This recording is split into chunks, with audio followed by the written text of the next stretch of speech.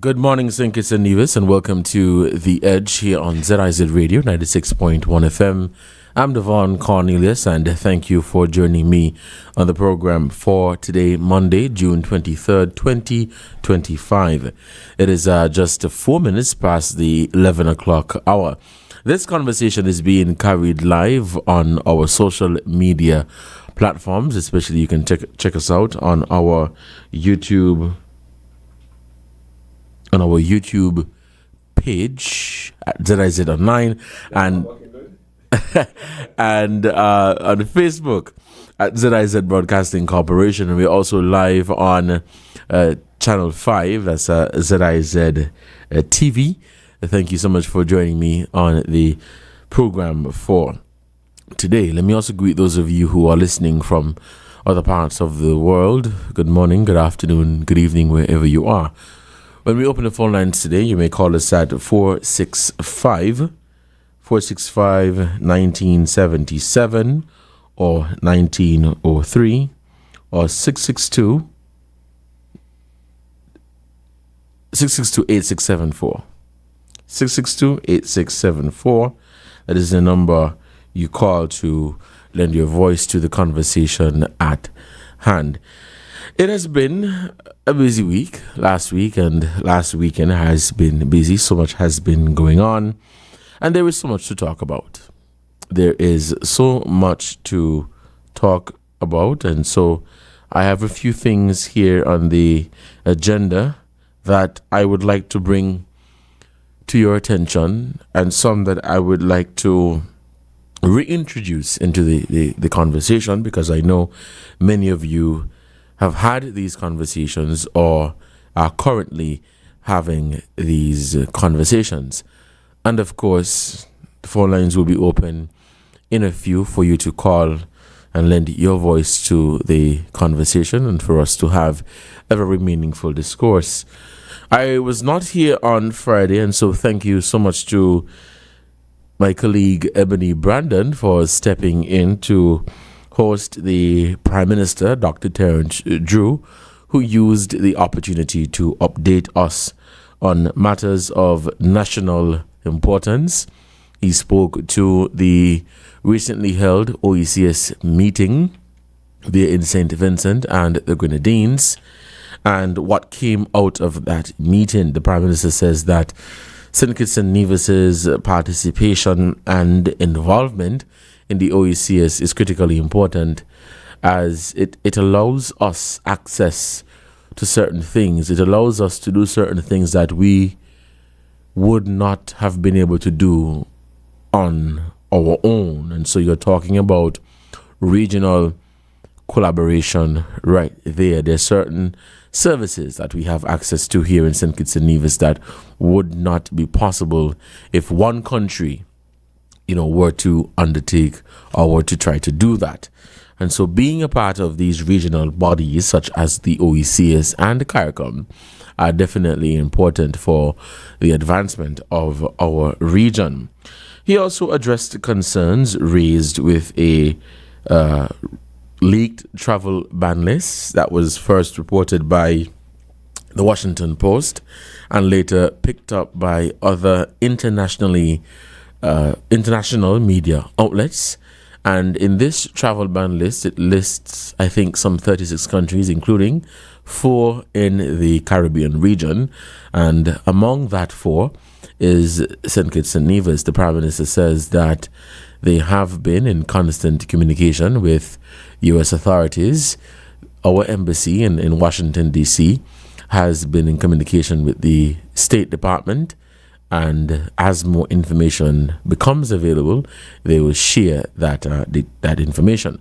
However, the government of St. Kitts and Nevis has not received any official communication from the embassy in Barbados or from the State Department or from the White House regarding nationals of St. Kitts and Nevis being banned or restricted from entering the United States of America.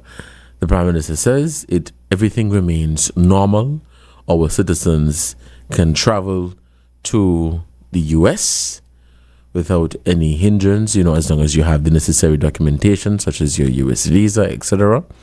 But everything remains normal. I've also been following the other Caribbean islands or countries that have been named in this leaked memo or this purported memo. In particular, Antigua and Barbuda, they too have been in constant communication with the U.S. authorities to determine the credibility and what have you with regards to this report. And so you can tell that the Caribbean islands that have been named have been in communication with U.S. authorities on the matter. But everything remains normal. Everything remains as it was before this list was leaked and first reported by the Washington Post. The Prime Minister also spoke to our relationship with Cuba and the significant contribution Cuba has made to regional healthcare over the years. As you know, St. Kitts and Nevis has benefited tremendously with its diplomatic friendship and relationship with Cuba over the years, where we have Cuban healthcare professionals working here in St. Kitts and Nevis, and we have a number of specialists at our hospitals here who were trained in Cuba and who are from Cuba. And so we see where Cuba has made and continues to make a significant contribution to the advancement of healthcare here in the region. The Prime Minister dismissed rumors that suggest that healthcare professionals in St. Kitts and Nevis are somehow being mistreated, unfairly paid, and receive unfair compensation or a unfair remuneration package. He says that they are fairly treated, and he also praised the vital role that they played in the fight against the COVID-19 pandemic. Cuba was front and center in terms of their healthcare professionals. They were front and center in the fight against the COVID-19 pandemic some 5 years ago. And so we're seeing all in all where Cuba has been good to us here in the region.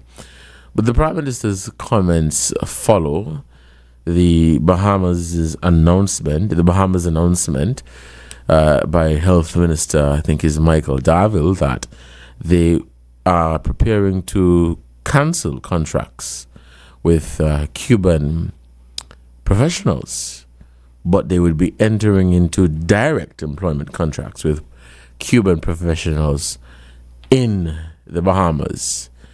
And so I take that to mean, my understanding of it, and I stand to be corrected, but my understanding of that is they will engage Cuban professionals who are living in the Bahamas, but they will be, they are in the process of cancelling the contracts with professionals who are coming or who are perhaps being sent by the government.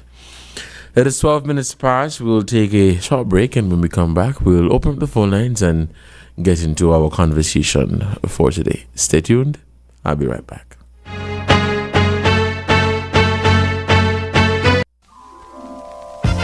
Hey, guess what? It's Radio Market. Call in and sell your merchandise. You can negotiate, give and trade.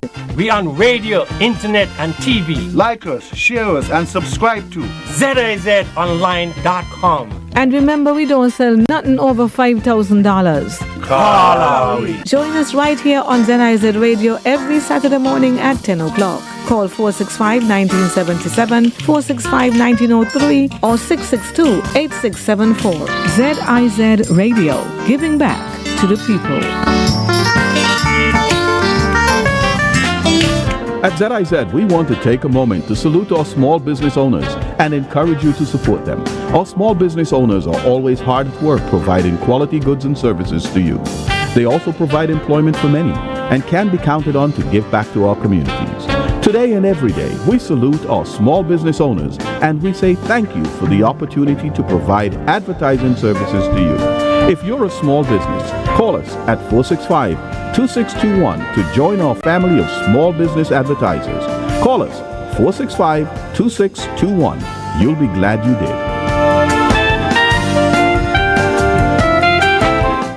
Get ready, St. Kitts and Nevis. The momentum continues with Better Opportunity Fair number 2, happening Friday, 27th June at 12 noon on Central Street. Come explore a world of opportunity, from skills training and employment pathways to health screenings, financial advice, and so much more. Meet the experts from Aspire, the Inland Revenue Department, small business operators, and more, all ready to support you. And yes, we're turning up the energy with live entertainment from the one and only Ronnie Rascal. It's access, empowerment, and community, all in one place. Brought to you by the Citizen Security Secretariat. Because together, we're building safer, stronger communities. Don't miss the next Better Opportunity Fair, Friday, 27th June, Central Street, 12 noon. Get ready, St. Kitts and Nevis. The momentum continues with Better Opportunity Fair number 2, happening Friday, 27th June at 12 noon on Central Street. Come explore a world of opportunity, from skills training and employment pathways to health screenings, financial advice, and so much more. Meet the experts from Aspire, the Inland Revenue Department, small business operators, and more, all ready to support you. And yes, we're turning up the energy with live entertainment from the one and only Ronnie Rascal. It's access, empowerment, and community, all in one place. Brought to you by the Citizen Security Secretariat. Because together, we're building safer, stronger communities. Don't miss the next Better Opportunity Fair, Friday, 27th June, Central Street, 12 noon. You've worked hard to build your dream home. Now it's time to protect it with ICWI's A-Plus Homeowners Policy. From hurricane damage to unexpected losses, we've got you covered with the best homeowners protection in the region. Protect your most valuable asset with coverage for what matters most when it matters the most. ICWI, we know insurance. You know you're protected. ICWI, serving you is all we do. Click, call, or visit ICWI today. Visit us at 1 Seabird Rock Road. Call 465-8753 or ICWI.com.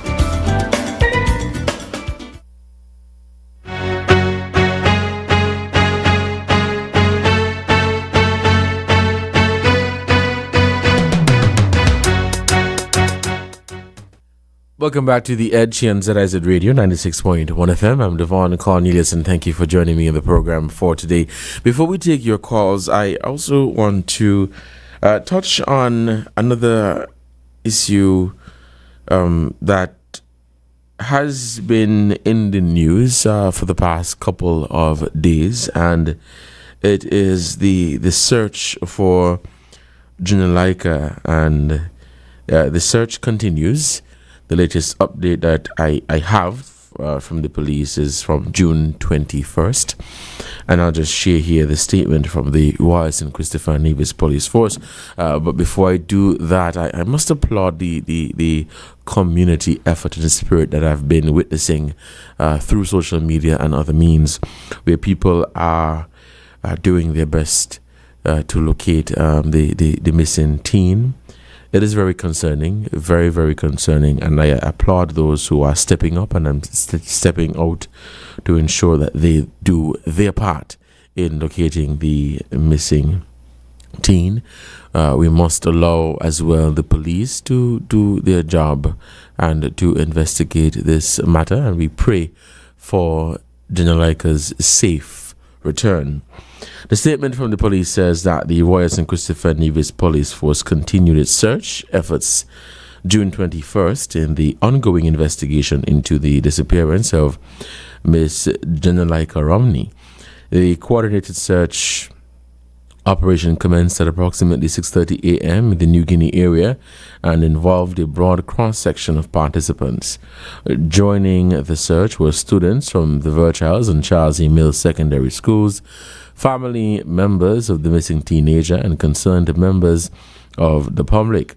Also present were the Honorable Samuel Duggins, parliamentary representative for the area, Azad Gomes of the People's Action Movement, and Mandicia Masham of the People's Labour Party, assisting in the efforts. The operation was led by Inspector Marvin Thompson and Corporal Jefferson, supported by a team comprising police officers, members of the Fire and Rescue Services, and soldiers from the St. Kitts and Nevis Defense Force.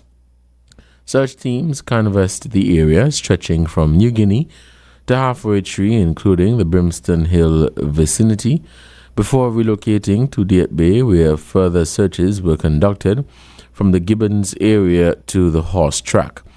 Notably, Wendell Pemberton of WASP Security provided valuable aerial support using drone technology. Unfortunately, despite these comprehensive efforts, the search concluded at approximately 10:30 a.m. without locating Janalaika or uncovering any new leads. Earlier in the morning, between 3 and 4:30 a.m., police investigators executed several search warrants at premises in Deat Bay, Parsons, and St. Paul's. These operations were aimed at locating the missing girl or gathering relevant evidence, but did not yield any significant findings. The Royal St. Christopher Nevis Police Force thanks all who participated in the exercise this morning. That would have been June 21st, and reaffirms its commitment to finding Janalaika and urges anyone with information that may assist the investigation to come forward. The public's continued support is vital, and all credible leads will be thoroughly pursued. The investigation remains active. That is the latest report that I have from the police, or the latest one that I have seen rather, and this is dated June 21st, 2025. But the search continues. I know a number of groups and organizations in that area have gone out to join the search in locating the missing teen, and she was last seen, according to the police, on June 16th, 2025, around 3:40 p.m. in New Guinea, wearing her Virchild's high school uniform. And we are praying and hoping for her safe return. And I want to use this platform to encourage everyone to do what you can. If you know something, say something.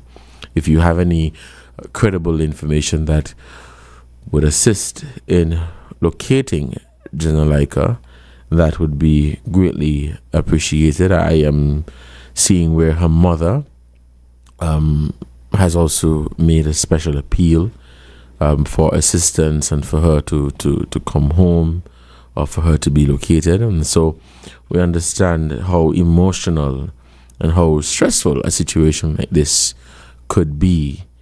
I also want to say, because I've seen some chatter and comments via social media, and I understand that in situations like these, people are going to have varying opinions as to how they believe certain things should be done, and that I could definitely understand, because we're not always going to agree, and we are not always going to be of the same view and opinion.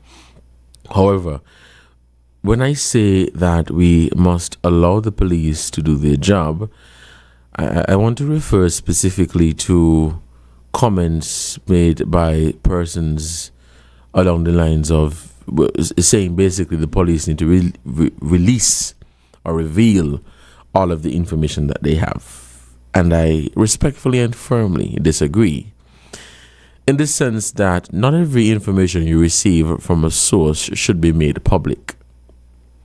It is not every information that you receive from a source should be made public. There are certain details that must be handled with care, confidentiality, and privacy. And it is not to hide the truth. It is not to mislead. It is not to deter. It is to protect the integrity of the investigation. And allow me to explain exactly what I mean when I say that. We must remember that if this is in fact a case of kidnapping, that these people are human beings. They have a phone just like me and you. They listen to The Edge just like you. They listen to the news just like you. They are tuned to social media and other media outlets just like you. And every outburst, every speculation, every comment, everything that is said is being monitored and may be used to be one step ahead. And so it's not everything that the police would get on this case, or any other case for that matter, should be made public. It's not everything that the police would get on this case or any other case should be made public. And again, it is not an attempt to hide the truth or to protect anyone. It is to preserve the integrity of the investigation. We must understand that when the police are doing their work, in some cases, they're not operating in a bubble. They're operating in a global space. They're operating in a wide space where access to information is very easy, whether that information is credible or not. And so whatever information the police receive on this matter, not all of it should be made public. They are the investigators trained, and they would determine what leads or what details they would want to share. If they receive a lead on a case, and that lead is credible, and that lead would put them in a position to crack the case, then there would be reason for them not to reveal that to the public. Because again, it's not like an attempt is being made to mislead or to hide the truth, but the perpetrators are also out there in the public. And that is something that we must not take for granted. That is something that we must not forget. However, I understand how emotional this case is and how invested people are. And that is something that I would never seek to diminish or dismiss, because it is a very serious matter when anybody is missing a teenage girl at that. Very, very serious matter. But I just want to use this platform to encourage our people to be responsible in their comments and in the things that they say surrounding this case or any other case for that matter. Let us be mindful and let us be sensitive in the information that we share. Sometimes somebody would come to you and say, well, I know such and such is, you can't reveal all of it. And I'm pretty sure in this particular instance, the police may have received a number of calls or information regarding the matter. And there are certain things that they would have had to keep private, because they were able to determine that, boy, this is not credible information, and it may just very well confuse the public. They may have received information where they say, okay, this is good stuff, but we can't go public with this, because if we do, then we'll be taking 100 steps backward. You understand? And so these are things that we must understand, and these are things that we ought not to take for granted. I believe we have some callers coming in, so we'll take our first call for the morning.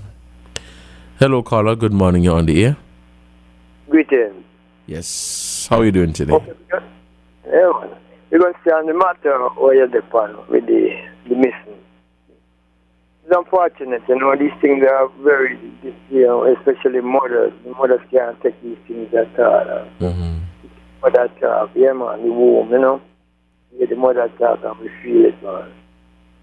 We hear talk about police. Well, before we move on to that, we wish that she will be, located and alive too, Or something, then things they end up so shattered, Yeah. We hear you talk about police a while ago. And to be truthful, man, we find policing to be very tardy and at times even irresponsible. And me hear what you say about sharing information with the public during investigation. Yeah, well, we understand that. But certain information can be shared still, Then I have to share information that is detriment to what they might do, mash down what they might do. But they can share information still, especially with relatives, I think they can do that. But we find policing to be, as I said before, we find policing to be tardy, yeah? And I don't want to because street intelligence here, no, not being part of the police department. We don't want to use the word enforcement. I hate it, The thing that could change it. The street intelligence here, not there inside of the department as it ought to be, because a lot of things, a lot of talk on the street, a lot of things happening on the street, police not privy to it. And that is sad, And as I said, we find them at times to be irresponsible. You said street intelligence? Of course. Okay. Of course. But here, people, you see when things go on, people know, when people say, nobody inform me, I have to come tell the police this and tell the police that. But people say telling police things, they don't feel safe.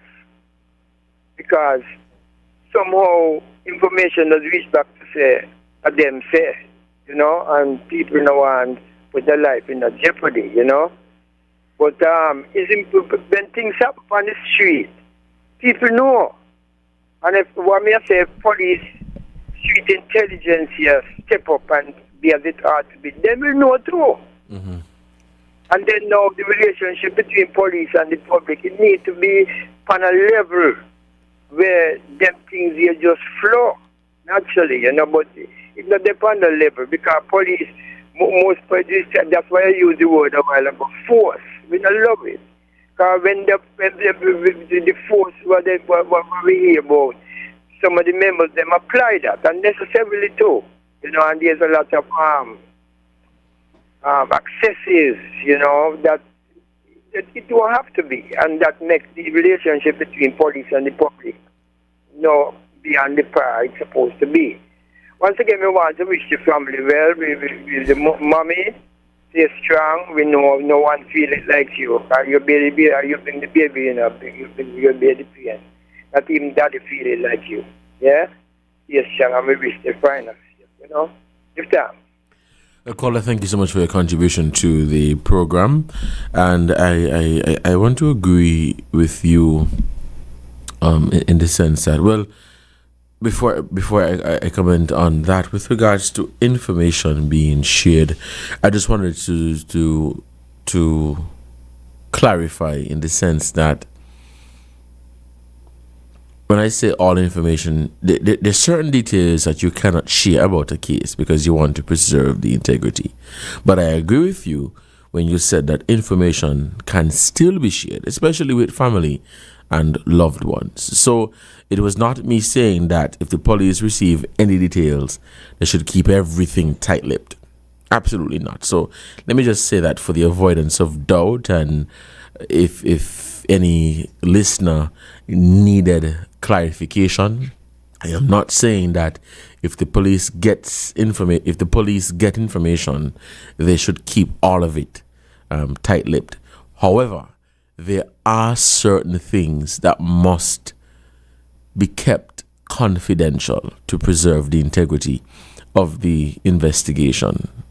So let me just say that again for clarification and for the record and for the avoidance of doubt, that yes, information of course can be shared because you would have to give updates as necessary to ensure that people are kept appropriately informed and abreast of what's happening.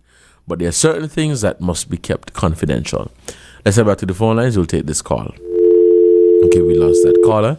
The phone lines remain open at 467-1977 or 1903 or 662-8674. That's 662-8674. It is 11:33 here in the studios of ZIZ Radio, 96.1 FM, operating from Bastia, St. Kitts. If we have no calls, I think we can take a break, and when we come back, we'll continue the conversation. Stay with us. All cars and trains, boats and planes are heading straight to St. Kitts from June 26th to June 28th for the 2025 St. Kitts Music Festival. Featuring Young Brother, Kester Bad, Shensia, Toujours, Barrington Levy, Patrice Roberts, Spice, Romaine Volgo, Ira Star, Jennifer Hudson, and the world boss himself, Vibes Cartel, and much, much more. Get your tickets now at stkitsmusicfestival.com. The 2025 St. Kitts Music Festival, June 26th to June 28th, where music meets paradise.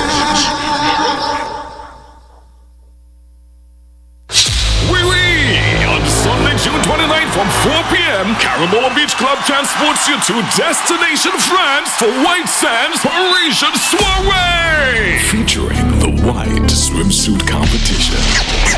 Pitmasters DJ Smudge and DJ Terra out of St. Kitts and Nevis. DJ MJ of Dominica. Travis World and Loves out of Trinidad. And Bishop Escobar of Jamaica. Captivating performances by Sugar City's very own Booker's H.E. and David House and Mr. Mention.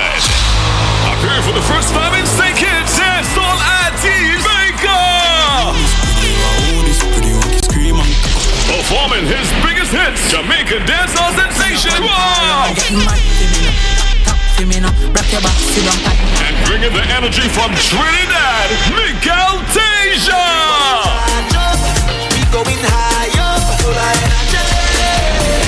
White Sands will be hosted by top DJ and radio personality Sweet Sister Sensia and Jamaican radio host DJ Spark. Tickets are just $120. Paying $150 at the door. For online tickets, visit CarambolaBeachClub.com. It's a French affair on Sunday, June 29th at Carambola Beach Club for the summer's hottest all-white party. White Sands Parisian Soiree. Everybody charge up, we going high up, full of energy, energy.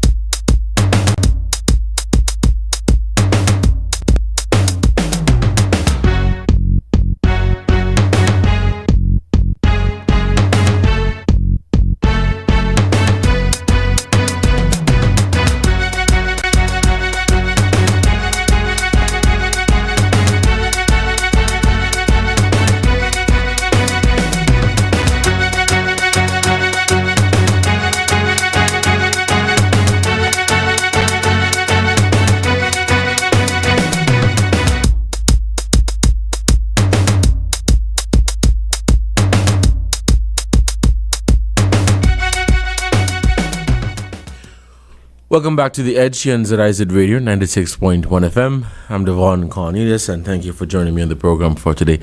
It's 11:37. The phone lines remain open: 465-1977 or 1903, or cell number 662-8674. Thank you for joining the conversation. For those of you who are just tuning in, we are speaking on the missing teen case that is currently being investigated by the Royal St. Christopher Nevis Police Force. We'll head back to the phone lines and we'll take this call. Good morning, caller. You're on the air. Good morning. I'll listening to the show. But as the video said, she said she got a father, so the mother supposed to know who she got a father and go see if you could find out. Because the police them all over and they cannot find out. You're supposed to know who the child got father, as the media is saying. So have a good time. I hope they find her in good health.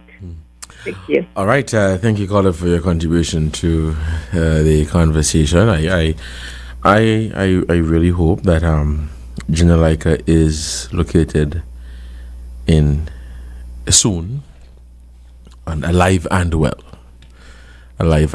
And my thoughts, my prayers go out to her parents, her mother in particular, and family and friends and loved ones and all those who are, emotionally distressed with this issue. And it is a time for us to band together. It's a time for us to come together and do what we can to assist. As I mentioned earlier, it was really heartwarming to see people come together for one cause, for one goal, for a common good, and that was to locate this missing teen. We know that the work continues, and as information becomes available, we will share that with you, our listening and viewing audience. The latest information is that she has not yet been located, but the search continues by the authorities and local groups within the community, where they are doing everything in their power to locate this missing teen that was first reported missing on June 16th. We have another caller on the line. We'll head back and take this call. Good morning, caller. You're on the air. Good morning. I hear you were going on about the music at the festival last night. Which festival? The gospel there, right? No, I thought you was there. You know you want to pick me up, you know? No, I didn't get to go. Because you know, sing Nevis. So I expected you to be there. They said the individual girl was very good. No, vinyl as usual. Vinyl is amazing. Anyway, I want to ask some questions in light of Trump's proposed policy, immigration policy. Now they are trying to turn on the radio. Give me a chance, right? Okay. In the light of what they said Trump is proposing against our country and the other three with the CBI program, I listened on Sunday. You know the name Barbara Arundel? Yes, it rings a bell. Yes, she has a very good program on Sunday afternoon from 1 to 3. And she had two set of panelists. They were discussing the reasons for Trump imposition of whatever ban or whatever visa. And there was somebody from the U.S. Now I heard my good friend asking them about talking about passport. It's nothing to do with passport, you know. But it's big, that is strongest. What the person from the U.S. was saying, that America perceived that the high number of Chinese citizens in our program and the size of the Chinese investment in our economies pose a security risk for the USA. Because they're looking for a fight, right? So they were saying, look, they even talk about the large inflows of Chinese money in our economies. Gives the impression that the Chinese would be able to influence our leaders. So while it may not seem so to us, and they mentioned the Chinese programs, investment program that we have or the people have, large with the money, they said, went to politicians. Now that suggests to me that the MSR. So who is saying this? The U.S. is saying this? Yes, somebody from the U.S. And who was that person? Was that a representative of the State Department or the White House? I think it's one of the White House people, you know. But if you were to get a chance to listen, but the information, where they're getting the information from, is it credible? Is it? Have they confirmed that information, or are they just speculating that this may be the case? Well, it is. Well, they have not stated it. The U.S. Again, the Senator has not stated it straight out. Mm-hmm. But they said that is the underlying reason. You can't say that is the underlying reason. Not you, but them. They can't say that is the underlying issue if they themselves haven't verified it. The other reasons are what we talk about. The one about not taking people who are not born here as deportees. That's not it for us. They have not proposed any to us. I think the PM also spoke about some Jamaicans who are trying to get in on one of our deportee scheme. Because they asked, which country would you like to go to? So I say we should take a look at it. And now the next thing I'm going to know, the minimum wage supposed to increase on next week. July 1st, I think they said, yeah. That's next week. Yeah. Now, I was wondering, I don't know how palatable it is to some of us, but with all of these threats are expected serious decline in our CBI funds that finance a large portion of the economy. Would it be too much for the government to ask workers and the private sector to hold off until later? Hold off on the increase to 500.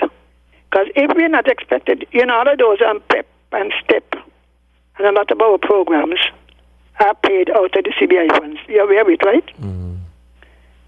They said 60% of the government recurrent revenue is financed from the CBI. Mm-hmm.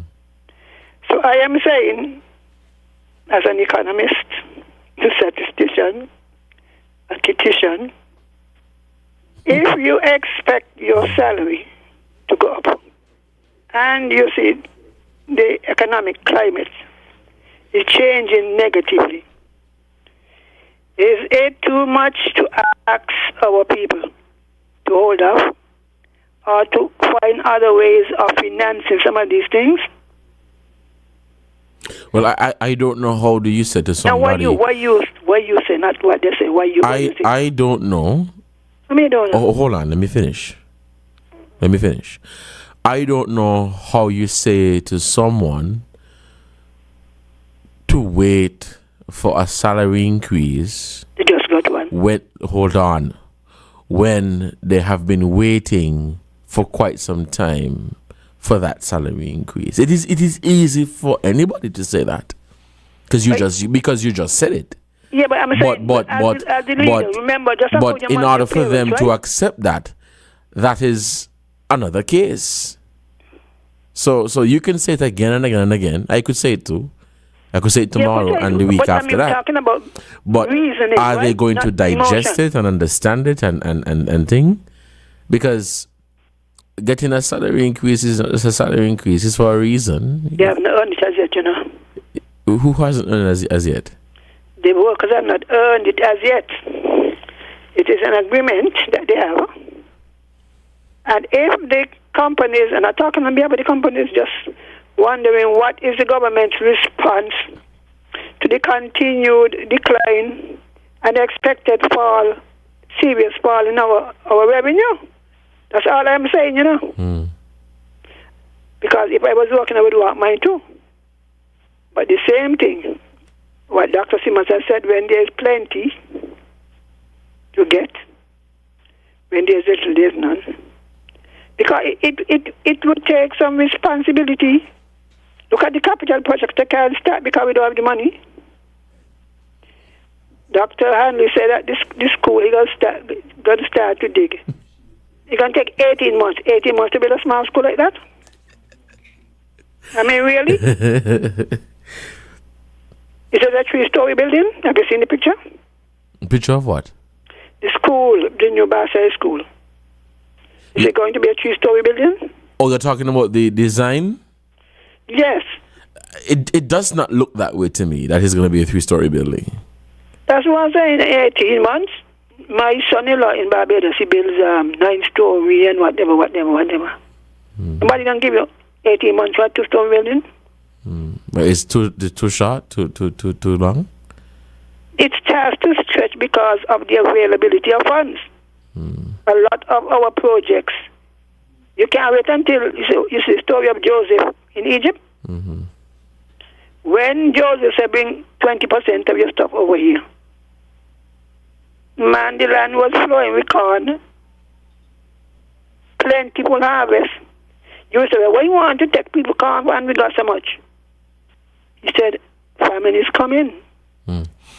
All right, Carla. Well, thank you so much for your contribution to the program. We want to take some more. Yes, we want to take some more calls here on the edge. It is 11:49. A few minutes left before we pause. We close off for our midday news. But in response to, we have a caller. Okay, let's take this call and then I'll go to some of the things raised. Caller, you're on the air. Good morning. Thank you very much for taking the call. Okay, the point that just made by my family there, I beg to differ. Negative impact to who? The workers are worthy of the increase. And we are saying, no changes for that. Whatever negative impact it will have economically, let it drop somewhere else. But not on the workers. But not on the workers. No. I hear you. Thanks to the time. Blessed Lord. All right, caller. Thank you so much for your contribution. No, with regards to the previous caller and speaking on the CBI program. So, my question is, what this person from the US, whoever they are, saying, have they confirmed these things? Because a lot of the reports that I have seen have not definitively confirmed what the issue is. First off, the US has not said anything officially, at least we know, to any of the governments here in the region. They have not said to us officially that we are going to ban your citizens because of your CBI program, because of your relationship with the Cuban, with Cuba, because of this, because of that, whatever. So we and others can speculate and say, well, it's because of that, it's because of that, it's because of whatever. But they have not come out and officially said what the issue may be. We may have an understanding. The suspicions may be the case, but they are just suspicions and what they believe, what we believe. But do you know that a St. Kitts and Nevis passport or a passport from any country in the OECS does not grant you automatic entry to the United States? When you get a St. Kitts and Nevis passport or a passport from any other country in the OECS, you still have to apply for a visa. So why is it being made out that people who obtain St. Kitts and Nevis' citizenship suddenly can just enter the US? That has never been the case. Because I'm reading the reports where they're saying it may be a case where, you know, it's our CBI program and people from X, Y, and Z are getting citizenship for St. Kitts and Nevis, and so they're going to be banned or whatever. When you get a St. Kitts Nevis passport, you have to go to a U.S. embassy, and the U.S. embassy has to vet you. You have to apply, submit all of your information, employment, residency, your finances, your ties to your country, or whatever the situation may be. You have to first prove that to the United States of America. And if you can't prove that, you're not going to get a U.S. visa. So maybe we've seemed to forgotten that, but that is what the case is. That is what it always has been.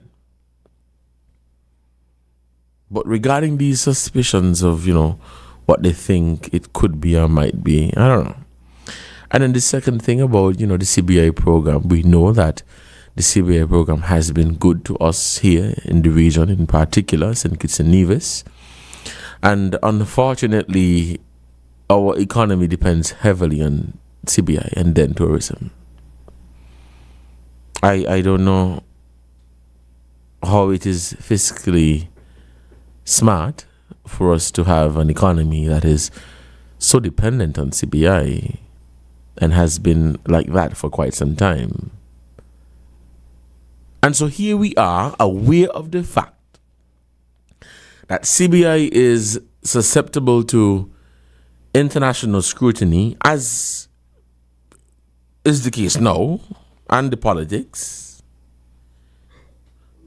We know that the program is vulnerable, but we are still upset that the program is losing revenue and we're not getting enough money from the program. Should we not be of the mindset, or should we not be focusing on trying to diversify our economy to wean ourselves off of the CBI program? Because that has been the focus here in St. Kitts and Nevis from the government, trying to focus on other areas, trying to wean the country off of the CBI program. Because if you have this program paying 60% of your bills, and you lose that program today or tomorrow, then it is as clear as day that you are in hot water. We are seeing where the countries in the region who operate CBA programs have made a collective effort to address the concerns that have been raised by international partners. And so we have a regulatory body and a framework in place. I think the ECCB is leading in terms of that framework, that regulatory framework, with their expertise and so on. So we're seeing where the effort is being made for greater transparency. And that is welcomed. That is absolutely welcomed. But we have to make up our minds as to exactly what we want. But we cannot continue like this. We cannot continue like this, having a program, financing our bills and running our country, but we're not sure about the future of the program. That is really not good. 11:57. Let me say thank you so much for your contribution to the program. A quick recap of what we looked at today. The update on the missing teen, Janalika Romney. We understand that efforts continue to locate the missing teen, and we pray for her safe return. And Prime Minister Drew was here last week speaking on a number of matters of national importance. You guys stay tuned. Stay tuned to ZIZ Radio 96.1 FM. Coming up very shortly, we'll have our midday newscast. Until next time, stay safe. Don't drink and drive. Don't text and drive. And please have a good one. See you tomorrow. Same time, same station. Goodbye.